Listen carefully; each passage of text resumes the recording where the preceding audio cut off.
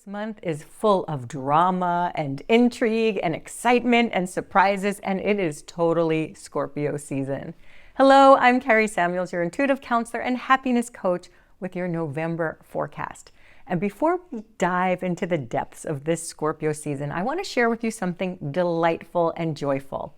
If you've been with me for a little bit, you know I recently launched a new website, 𝐿 and it is full of celestial and astrology themed and inspired apparel and gifts. And I'm so excited because this month we are launching so many new products and gifts for you. Our 2026 wall calendar is spectacular. And this year I have two designs, an Art Nouveau calendar and a fantasy art calendar. And we're bringing in mugs, and we have wall art and hoodies and sweatshirts and so many fun gifts for you and your loved ones. And this month, because I want something to help you get your presents for yourself and everyone in your life, we're going to have a buy one, get one at half off sale. And so you can find that all at 𝐿 and I will leave the link below for you. And I'm just so excited to share it with you. I have been designing for this whole entire year. I have designed over 350 products for you. They're very unique, and I know there's been it's hard to find a unique gift for someone, and that is why I created this, is for you to feel really excited about who you are and your astrology sign, and there's affirmations art there for you too, and that's why I created it. So anyway, I could talk about it forever, but I need to talk to you about the energy of this month because there's so much happening. We begin in Scorpio season. The sun is in Scorpio until the 21st, and we have a few planets in Scorpio. And this is like a very, Scorpio is known for its intensity. Well, this is 2025, right? So it's a little extra. It's a lot extra. There's a lot happening. There's a lot of retrogrades. So we have Jupiter, Saturn, Uranus, Neptune, Chiron, and Mercury. Yes, Mercury is going retrograde. But let's start at the beginning here because there's a lot happening. I'm going to go through the month and some of the things that are happening and some of the things in the background, and there's just a lot of coming and going in the heavens, which means that you need to maybe slow down. That's what all these retrogrades are teaching you. It's like we're getting to the end of a very momentous year, but 2026 is going to be even more so. This was the letting go year, and next year we are full on. And so here we are in Scorpio season, and Scorpio as a sign is about death, rebirth, being born again, right? Like you're shedding these deep things that need to be transformed so that you can heal and rise like a phoenix, right? And you may have felt that you've been in the fire in some ways. Scorpio is also about money and power and shared resources and intimacy and healing. It is a deeply healing sign.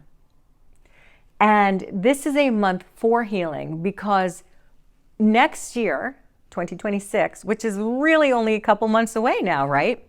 It's a one universal year. It's a fire horse year. All these planets are going to be in new signs. And so it's a lot of new. We got fire and air. And now this is the time of shedding your old identities, as we're still in the water snake year. It's about shedding these old skins, these parts of you that are no longer where your soul wants you to be. You're meant to evolve as a soul and really step into new archetypes, step into new power. And so this month is very much about reconnecting with who you truly are and where you're meant to be going. And so you have to let go first. At the beginning of the month, November 5th, we have a full moon in Taurus. That means the sun is in Scorpio, the moon is in Taurus. Scorpio and Taurus are all about sensuality, sexuality, money, values, power. So during that full moon, it's about what kind of identities around that can you let go of? What can you embody? This whole month, really, there's going to be a lot in the world around money and power and revelations. That's part of the retrograde that we're having in all of these signs. There's a revelation and a realization, all these RE words that come with retrogrades, especially because the planet Uranus, which is about surprises and freedom and liberation and shocks, Uranus is very active this month, extremely active this month, and that's going to bring some wake-up calls. And so there's going to be a lot revealed, and there's going to be a lot of shakeups in the world around money, power, revelations, truth coming out. I'm not saying this to be like scandalous. Oh my God, the world is already so scandalous. But it's like, there's just going to be a lot, and ups and downs and comings and goings and surprises, like even more so than we've had, which is saying a lot because we live in the strangest timeline ever. So, okay, so what does this mean for you? With all of this like shocking and revelatory and like surprising energy, it's a lot of like, it's like putting your finger in an electric socket. So you have to like balance that by being very much in your body, by moving your body, by taking things slow, by allowing yourself to heal and to really connect with your emotions. Because after that full moon on the 5th, boy, do we have a lot of planetary activity. So after the full moon comes the waning moon, and the waning cycle is when you're letting things go and releasing, and the energy is going more inward, and that's perfect for Scorpio season and retrogrades, right? So we have this really powerful full moon. And then on the 7th, remember we said Uranus is active all month. So what's happening is Uranus, the planet of freedom and surprises and liberation and uniqueness, is retrograding back into Taurus. Now it's been retrograde, but it's been retrograde in Gemini. Now it's going back into Taurus for its final time. And then it's going to stay in Taurus until April of next year, April 26th. So what happens when Uranus changes signs? Well, first of all, it's going back into this 29 degrees of Taurus. We talked about the 29 degree all year because when the planets are coming and going into these signs, they have to go into the last degree of their signs. And so they're retrograding into the last degree of Taurus. Taurus is earth and money and the earth itself and art and resources, minerals. So when Uranus, this planet of like shakeups and shocks and surprises, when it's retrograding back into this like last degree of this sign, that's when we get like earthquakes, literal or metaphorical earthquakes or tsunamis. Literally, this happens sometimes when Uranus changes signs, especially in Taurus. But our shared resources now and things related to earth and farming and food, which is a Taurus thing, and security, which is a Taurus thing, is very unstable right now. Well, especially here in the United States, there's a lot happening around that, and it's going to be even more volatile. And there are going to be some quick changes happening this month. And so really watch your resources. Do not be risky with them. Do not make any like dramatic or risky ventures because it's an unstable time. And then on the 9th, that's when Mercury goes retrograde. Mercury retrogrades into Sagittarius for 10 days and then Scorpio after that. It's a kind of a short and intense Mercury retrograde. It's throughout this whole month. It's the 9th through the 29th. So when Mercury's retrograding in Sagittarius, especially the 9th through the 19th-ish, I think, is when, because Sagittarius rules like foreign travel and passports and teaching and learning and philosophy. If you are traveling, especially abroad or anywhere like a long distance during that time, just be extra, extra careful. Leaves a lot of space in your plans. And then when it retrogrades back into Scorpio for the second half of the month, Scorpio is more about that healing, right? The healing, those feelings. So a lot of what's happening this month is about having some revelations, having wake-up calls so that you are processing your intuition, you're processing your feelings, you're realizing what is good for you and what is no longer good for you. That Sagittarius that Mercury's retrograding into is about your ideals. So you're changing your ideals, you're changing your philosophy of the world, you're changing the way you see things and see yourself and see the future. And that requires you to review and to reconnect with who you are.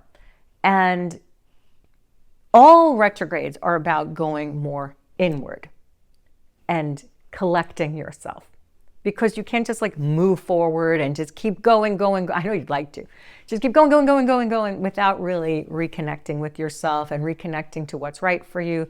And there's a lot of times that your intuition's been talking to you and you don't want to listen. You don't have time to listen. It requires change. It requires a lot of things. And you're like, I don't want to hear it. But Mercury is like zipping along and it's like retrograde. It's like, you got to get back. You have to get back and pay attention to this thing that you didn't want to pay attention to, that you didn't want to deal with, that you didn't want to learn, that you didn't want to know about, that you don't want to process because you don't want to really know. That's what this month is about. It's about really recognizing those things and processing them and dealing with them and letting go of what's not right so that you can move on. On the 11th, Jupiter's retrograding. Jupiter is the abundant, expansive planet. And so retrograding in Cancer, which is about the home, the homeland, you're nurturing, how you nurture yourself, how you nurture others. And Jupiter's all about prosperity and abundance, right? And all that, living large. Well, Jupiter retrograde is like abundance is an inside job. Do you feel prosperous on the inside? Do you value yourself? Are you nurturing yourself? These are some of the questions that are going to be coming up for you. On the 20th, we have a new moon in Scorpio. And the new moon is a time of renewal and inspiration and setting your intentions. It is exactly opposing Uranus. Uranus is so busy this month, which means that you will be too. And it's all about your freedom, right? It's all about how you can be liberated. And Uranus is really like, the theme of it is like the truth will set you free, right? It's all about your personal freedom and shocking sometimes, but like mind-opening expansion.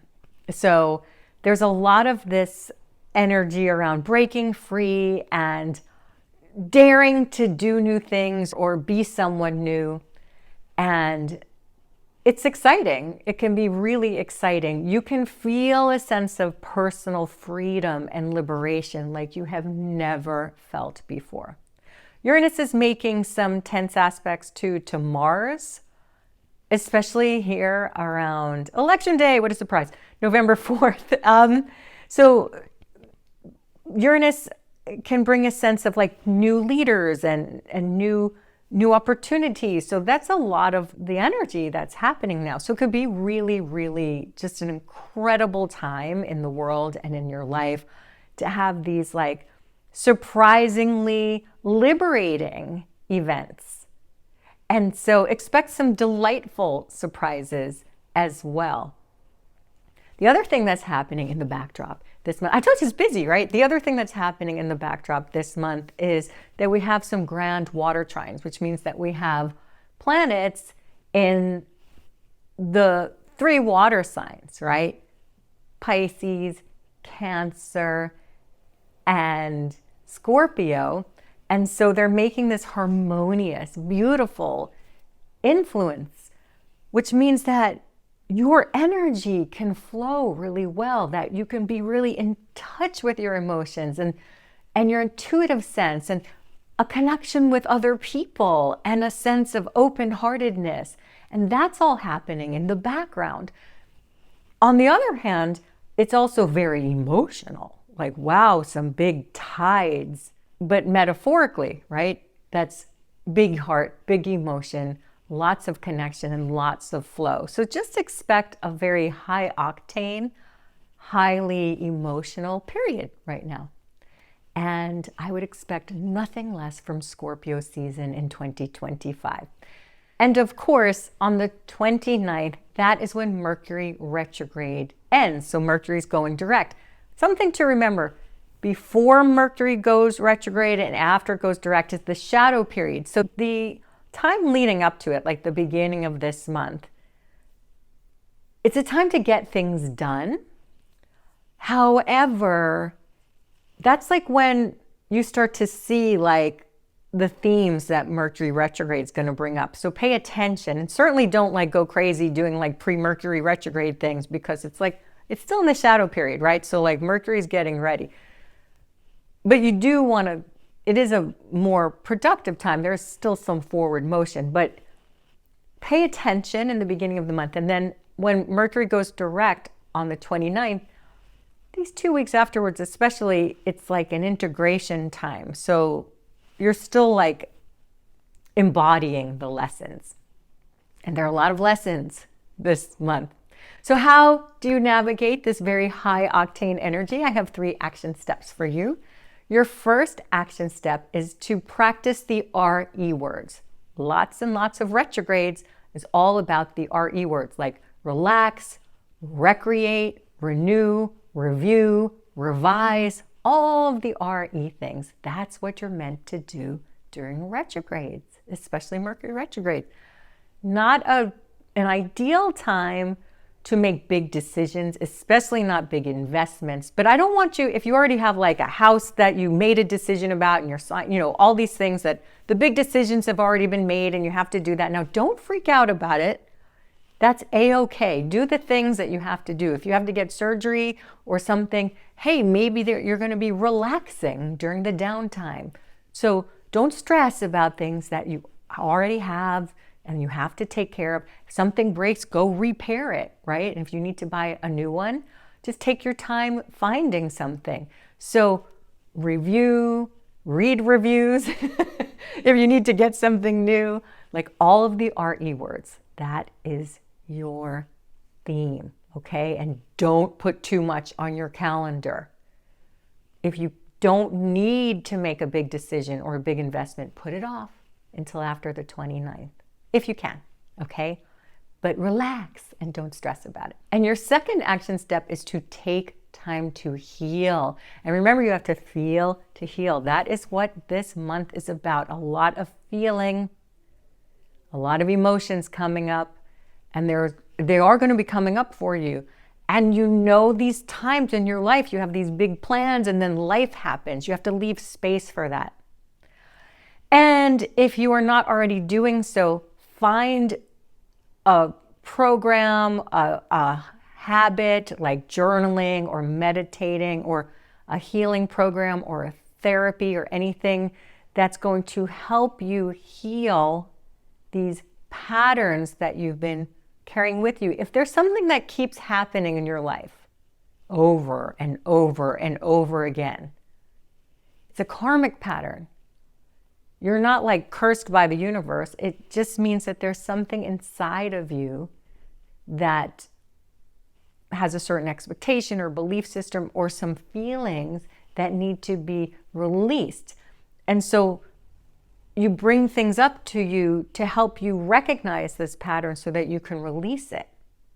That's something that we do in my soul healing sessions which are these monthly group healing calls that I have. And if you want information about that, I'll include it in the link below, because you can sign up and try it for just $1 if you want. Or if there's a therapist that you really like, or a healing modality, or like I said, just journaling can sometimes bring up a lot of revelations, meditation. It's really a time for healing these deep, deep karmic patterns. This is a time to really confront them and process them and move through them. Which brings us to action step number 3, is to forgive yourself and others. Maybe you think you made some mistakes. Really, that's just lifing. And we all have to learn through experience. And so you don't want to bring any bad feelings toward yourself or others into this next year. You want to go in there with a nice clean slate. So you can practice, put your hands on your heart and send yourself love and say, I forgive myself, I love myself. I have a meditation, a free meditation that you can use as well. And of course, I will leave that in the link below in the description box. So you can use that if you'd like. Or there are lots of meditations, perhaps, that focus on forgiveness. It's not really about just like thinking about forgiveness. It's really feeling forgiveness and accepting who you are and what you've experienced and the decisions you've made, and really let yourself feel into that and let that go with love, and give yourself some love and grace about anything that you've experienced or the choices that you've made, because you're an incredible, beautiful person, and you are the sum of all your experience and choices. I hope that this has given you some clarity and insight and preparation for what's ahead. Remember, keep your feet on the ground. Remember to breathe. Remember to stay in your heart, in your feeling, and just be present as you move through this. And remember to you can get all your fun goodies for yourself and others at enshantedsky.com. I hope that helps you have not stress about the holiday season. If you need anything to get some gifts for people, it's a really fun place for that. And again, the free meditation is in the link below. I hope that I helped you, and I love you so much. And I am wishing you a joyful November and beyond. Lots of love. Bye for now.